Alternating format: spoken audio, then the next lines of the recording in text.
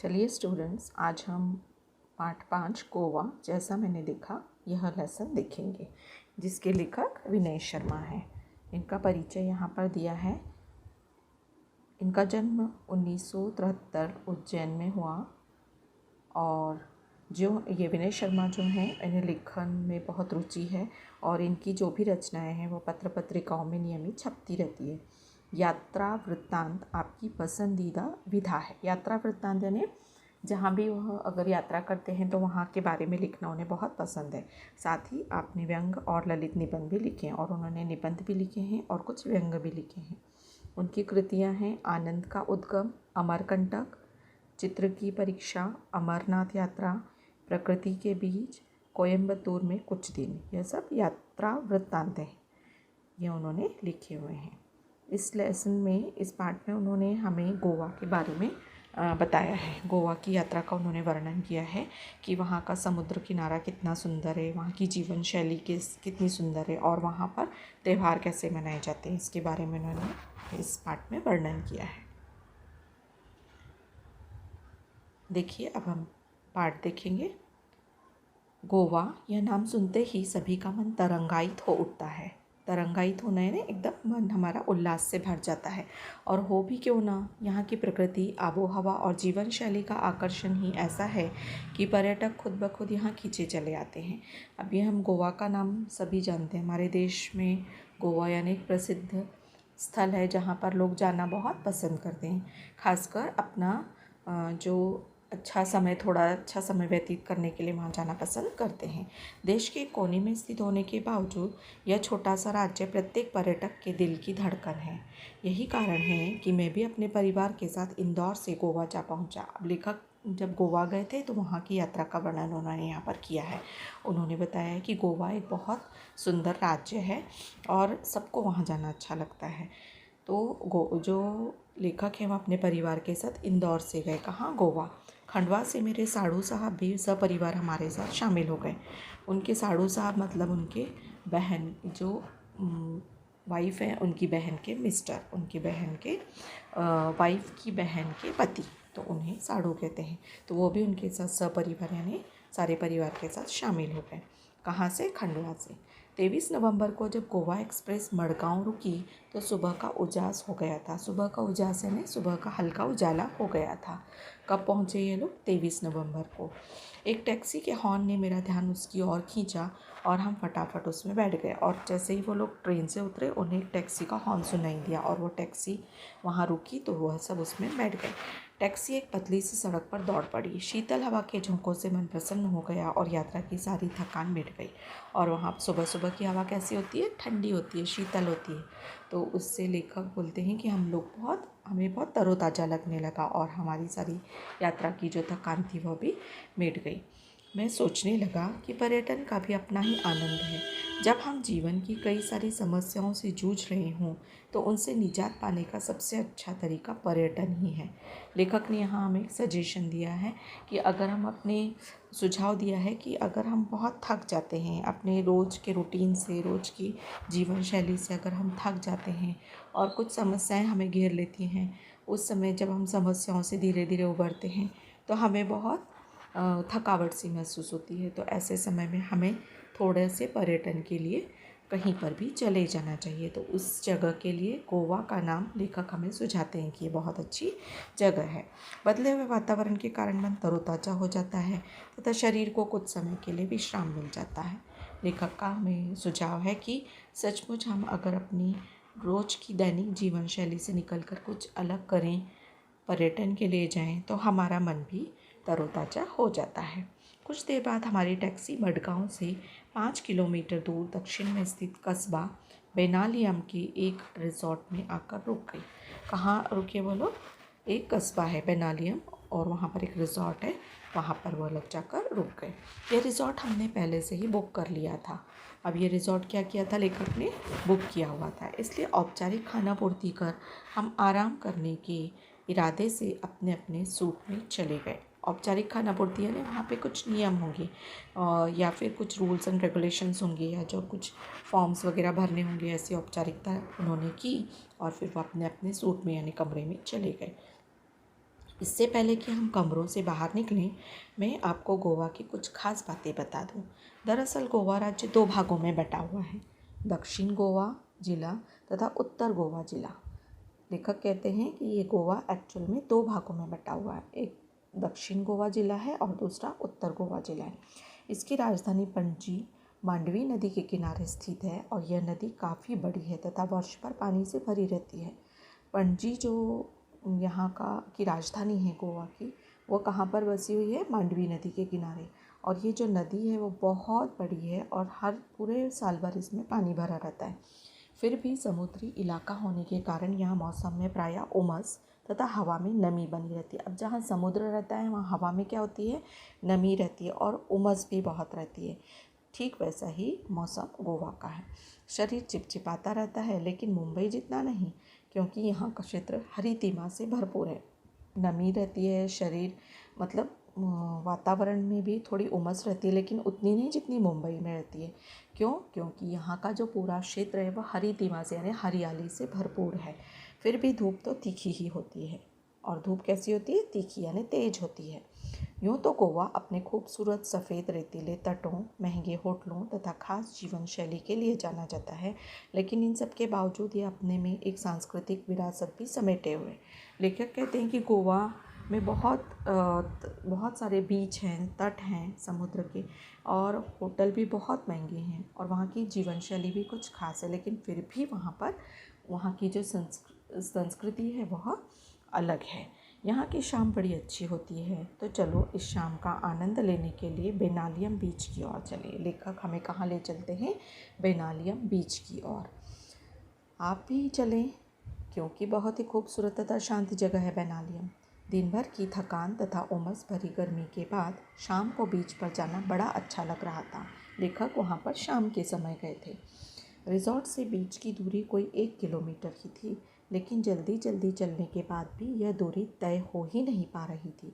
अब देखिए, उन्हें इतना उत्साह हो रहा था कि जो 1 किलोमीटर भी था ना, जो जगह उन्हें जाने के लिए, वह भी उन्हें बहुत क्या लग रही थी? ऐसा लग रहा था बहुत दूर है, बहुत दूर है। क्यों? क्योंकि उनके मन में उत्साह था कि हम कब उस जगह पर पहुँचें। अरब सागर देखने का उत्साह बढ़ता ही जा रहा था। तभी अचानक लहरों की आवाज़ सुनाई दी, जो किसी रणभेदी की तरह थी।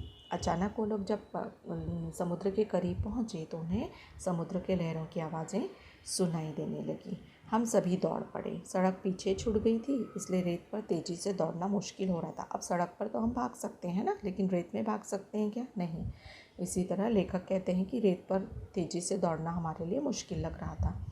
फिर भी धंसे हुए पैरों को पूरी ताकत से उठा कर भाग रहे थे। खूबसूरत समुद्र देखते ही मैं उससे जाकर लिपट गया।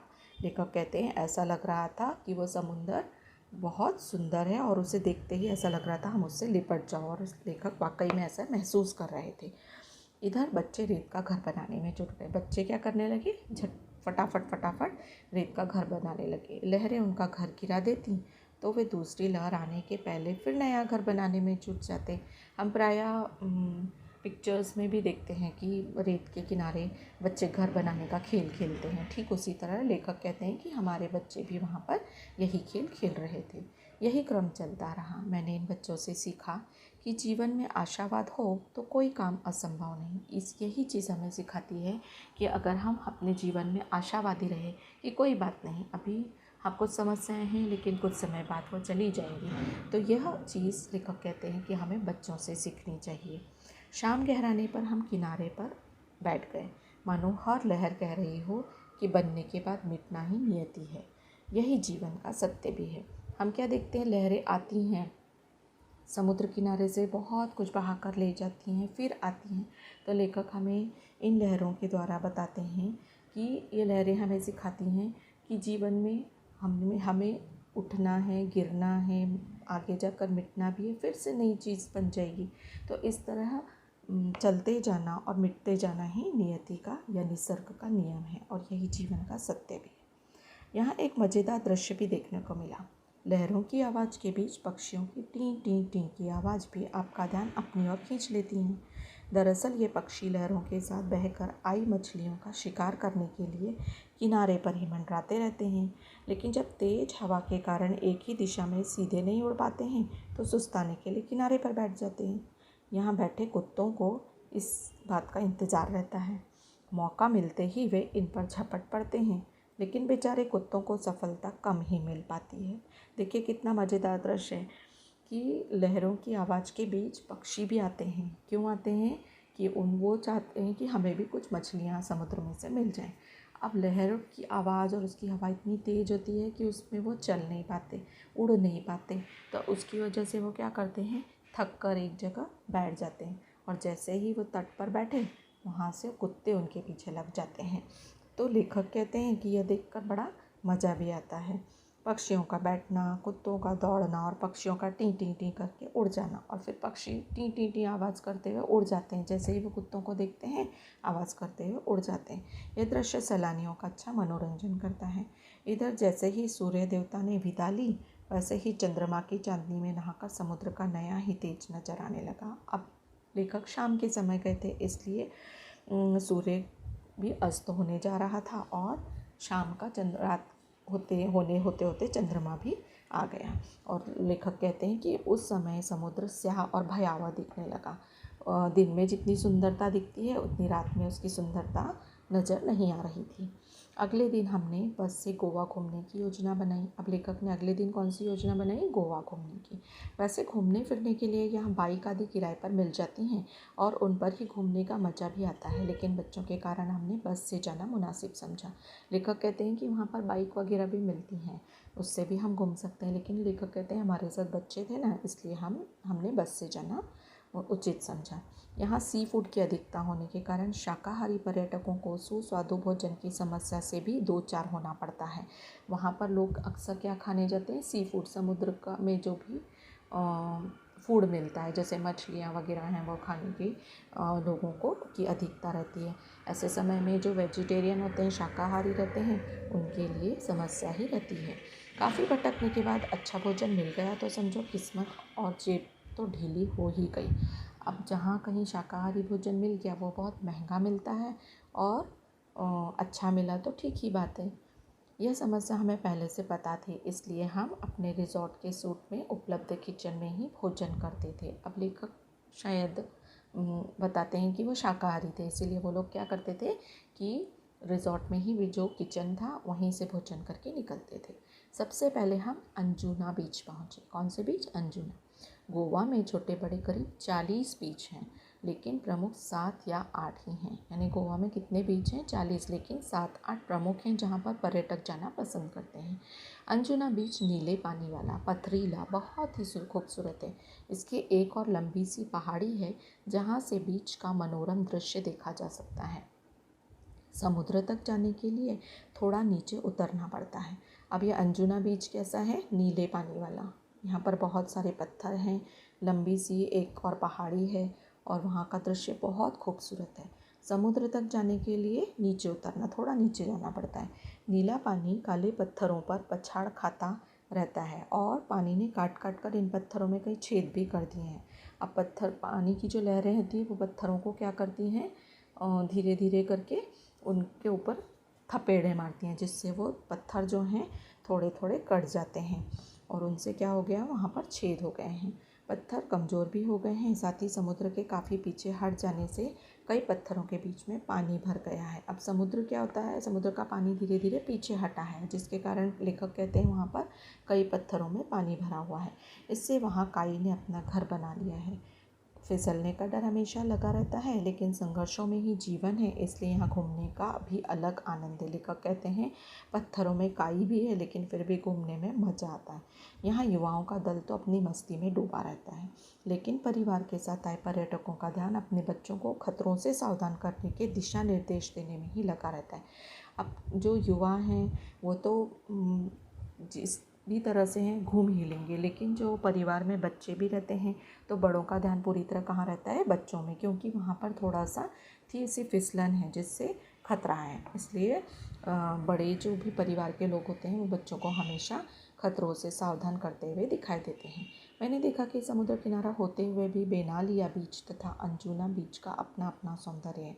बेनालियम बीच रेतीला तथा उथला है। लेखक यहाँ उनका फ़र्क बताते हैं, दोनों के सौंदर्य अलग अलग हैं। बेनालियम बीच जो है वो रेतीला है, वहाँ रेत बहुत है और उथला हुआ है, और ये मछुआरों की पहली पसंद है। यहाँ सुबह सुबह बड़ी मात्रा में मछलियाँ पकड़ी जाती हैं, लेकिन मज़े की बात यह है कि इतनी सारी मछलियाँ स्थानीय बाज़ारों में ही बेची जाती हैं, इनका निर्यात बिल्कुल भी नहीं होता है।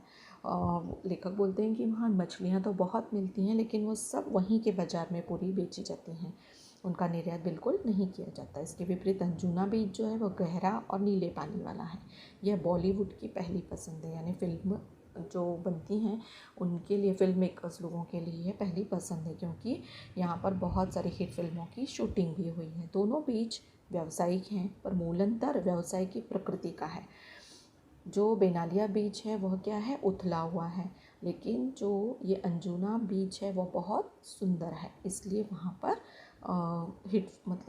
हिट फिल्मों की शूटिंग भी हुई है और होती भी है। तो व्यवसाय की दृष्टि से दोनों ही बहुत महत्वपूर्ण है। इसके बाद हम लोग दिन भर पणजी शहर देखते रहे। अब लेखक कहते हैं कि हम लोगों ने क्या किया, दिन भर पणजी शहर देखा। घूम फिर कर शाम को हम कलिंगवुड बीच पर पहुँचे। शाम को कौन से बीच पर गए, कलिंगवुड। ये काफ़ी रेतीला तथा गोवा का सबसे लंबा बीच है, जो 3 से 4 किलोमीटर तक फैला है। लेखक कहते हैं कि यह जो बीच है वह रेतीला भी है और बहुत लंबा है, 3 से 4 किलोमीटर तक ये फैला हुआ है, और यहाँ पर्यटक बड़ी संख्या में आते हैं। यही कारण है कि यह स्थानीय लोगों के व्यवसाय का केंद्र भी है। अब वहाँ के जो स्थानीय लोग हैं उनके लिए वह एक व्यावसायिक केंद्र है। यहाँ कई प्रकार के वाटर स्पोर्ट्स होते हैं, जिनमें कुछ तो हैरत अंगेज हैं, जिन्हें देखने में ही आनंद आता है। आप भी अपनी रुचि के अनुसार हाथ आजमा सकते हैं। लेखक हम सबको समझाते हैं कि अगर आप लोग जाएं तो वहाँ पर आप भी कुछ स्पोर्ट्स में भाग ले सकते हैं। मैंने कई खेलों में हिस्सा लिया, लेकिन सबसे अधिक रोमांच पैराग्लाइडिंग में ही आया। काफ़ी ऊंचाई से अथाह जल राशि को देखना जितना विस्मयकारी है, उतना ही भयावह भी। पैराग्लाइडिंग में दूर दूर तक पानी ही पानी, तेज हवा और रस्सियों से हवा में लटके हम। अब लेखक ने कौन से खेल में हिस्सा लिया, पैराग्लाइडिंग में। लेखक कहते हैं कि दूर दूर तक पानी ही पानी दिखाई दे रहा था, तेज हवाएं चल रही थी और रस्सियों से हम हवा में लटके हुए थे। हम यानी मैं और मेरी पत्नी, लेखक और उनकी पत्नी, दोनों डर भी रहे थे और खुश भी हो रहे थे। डर इस बात का कि छूट गए तो समझो गए, और खुशी इस बात की कि ऐसा रोमांचक दृश्य पहली बार देखा, सचमुच अद्भुत।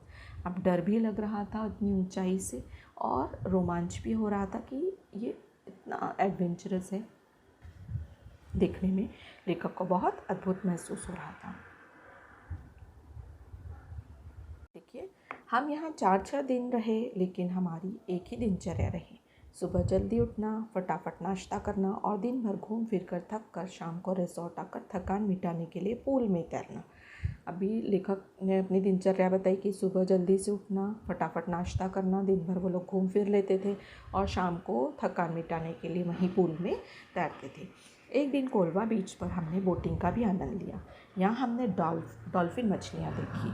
कौन से बीच पर गए लेखक, कोलवा बीच पर, और वहाँ बोटिंग की और वहाँ डॉल्फिन मछलियाँ भी देखी। हालांकि ये छोटी थी, पर बच्चों ने अच्छा आनंद लिया। इस दौरान यहाँ नवरात्रि तथा दशहरा पर्व मनाने का सौभाग्य भी प्राप्त हुआ। अब लेखक ऐसे समय गए थे जब वहाँ नवरात्र और दशहरा दोनों पर्व मनाए जा रहे थे। उत्तर भारत में जिस तरह हर घर तथा गली मोहल्ले में माँ दुर्गा की घट स्थापना कर तथा लड़कियों द्वारा गरबा कर पर्व मनाया जाता है, ऐसा ही यहाँ भी होता है। लेखक कहते हैं जिस तरह उत्तर भारत में नवरात्र मनाए जाते हैं, उसी तरह गोवा में भी होते हैं। रावण का पुतला कहीं भी नहीं जलाया जाता, लेकिन गोवा में रावण का पुतला नहीं जलाया जाता। सुबह से ही लोग अपने वाहनों की सफाई कर उनकी पूजा करते हैं, और शाम को भगवान की एक पालकी मंदिर ले जाई जाती है। अपने वाहनों की क्या करते हैं सब जन, उसकी सफाई करके उसकी पूजा करते हैं, और शाम को भगवान की एक पालकी मंदिर ले जाई जाती है। इसके बाद एक पेड़ विशेष की पत्तियां तोड़कर लोग एक दूसरे को देखकर बधाई देते हैं, और एक विशेष पेड़ की पत्तियां जो होती हैं उसे एक दूसरे को बांटते हैं और बधाई देते हैं। सबकी अपनी अपनी सांस्कृतिक परंपरा है। लेखक कहते हैं कि सचमुच यह अपनी अपनी जगह की सांस्कृतिक परंपरा दिखाई देती है। इतने कम दिनों में मैं गोवा को पूरा देख समझ तो नहीं पाया, पर इतना ज़रूर समझ गया कि पश्चिमी फैशन और सभ्यता में रचा बसा होने के बावजूद यह भारतीय संस्कृति को पूरी तरह से आत्मसात किए हुए है। लेखक कहते हैं इतनी जल्दी तो गोवा को पूरी तरह से समझना मुश्किल है, लेकिन जितना भी देखा लेखक ने वहाँ पर देखा कि पश्चिमी फैशन और सभ्यता हमें दिखाई देती है। इसके बावजूद भारतीय संस्कृति भी वहाँ पर दिखाई देती है। पर्यटक फैशन के रंग में कुछ देर के लिए भले ही स्वयं को रंग कर चले गए हों या चले जाते हों, लेकिन स्थानीय लोग अपनी सांस्कृतिक परंपरा की उंगली अब भी पकड़े हुए हैं। लेखक कहते हैं पर्यटक आते हैं चले जाते हैं, वह अपने फैशन के रंग में भले ही थोड़ी देर के लिए वहाँ पर दिखाई देते हैं, लेकिन वहाँ के जो ओरिजिनलिटी है, वहाँ के जो लोग स्थानीय लोग हैं, वो अपनी संस्कृति और परंपरा से पूरी तरह से बंधे हुए हैं। चलिए अब हम ये शब्द संसार देख लेते हैं। आइए अब हम ये शब्द संसार शब्दार्थ देखते हैं। आबो हवा मतलब जलवायु, खाना पूर्ति औपचारिकता पूरी करना, हरितिमा मतलब हरियाली, सैलानी अर्थ है सैर सपाटा करने वाले या पर्यटक, उन्हें सैलानी कहते हैं। सुस्वादु मतलब स्वादिष्ट। हमें कुछ मुहावरे दिए हैं जिसमें मन तरंगायित होना यानी मन उमंग से भरना, उल्लास से भरना। निजात पाना मतलब मुक्ति पाना। दो चार होना यानी जूझना। जेब ढीली होना मतलब जेब खाली होना, बहुत अधिक खर्च होना।